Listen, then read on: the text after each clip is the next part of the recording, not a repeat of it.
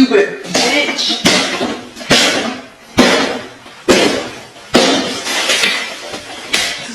Stupid bitch.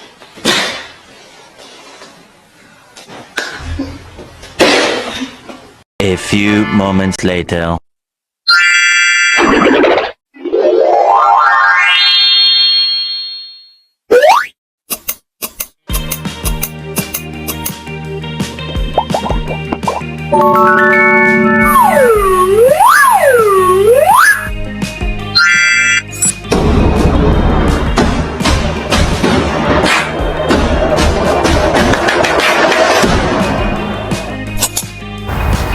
Assalamualaikum warahmatullahi wabarakatuh. Perkenalkan, nama saya Renisa Anjuni.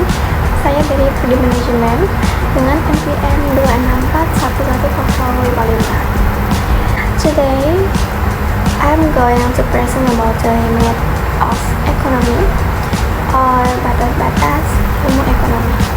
Why did I choose this topic?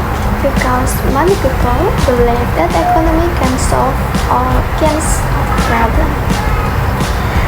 But in fact, every science has its own boundaries. And it is very important for you to understand those boundaries. So, let's start our education. First of all, let's review what economy actually is. Economy is the study of scarcity and cost. Dalam bahasa Indonesia, ilmu ekonomi adalah ilmu yang mempelajari bagaimana manusia mengalokasikan sumber daya yang terbatas untuk memenuhi kebutuhan yang tidak terbatas. The key words here are search, research, and unlimited want. Know what is the copy of economy. The copy is divided into two main parts. First, microeconomy. This studies small units like individual, household, and companies. For example, how do consumers decide to buy a product? Second, microeconomy. They study the economy as a whole. For example, inflation rate, GDP, and unemployment in Indonesia. So basically, micro is about the tree, and macro is about the forest. Now, let's ask the big question. Is economy all powerful? Apakah ekonomi maha kuasa? A lot of people think that if we use economic theory, we can solve poverty, crime, and even social problem. But the answer is no. Just like biology cannot explain physics, and psychology cannot explain engineering, economy also cannot explain everything. Every science has its limits, including economies. If we don't understand those limits, we will miss out economic concept in the workplace. Okay, let's discuss the first limit. The first limit is the rational human assumption. In economic theory, we assume that humans are rational. It means humans always think logically and try to maximize their previous satisfaction. But really, humans are not 100% rational. We are influenced by emotional, social status, culture, and even FOMO. For example, why do people buy expensive branded shoes when they all get their shoes with the same quality? Because of gengsi. Economy alone cannot explain this. The second limit is dependent on ceteris paribus assumption. Ceteris paribus means with all other factors being constant, economy model love to use the assumption to make prediction easier. But in the real world, nothing is constant. For example, if the government increases minimum wage, the model says productivity will increase. But in really, productivity also depends on ecology and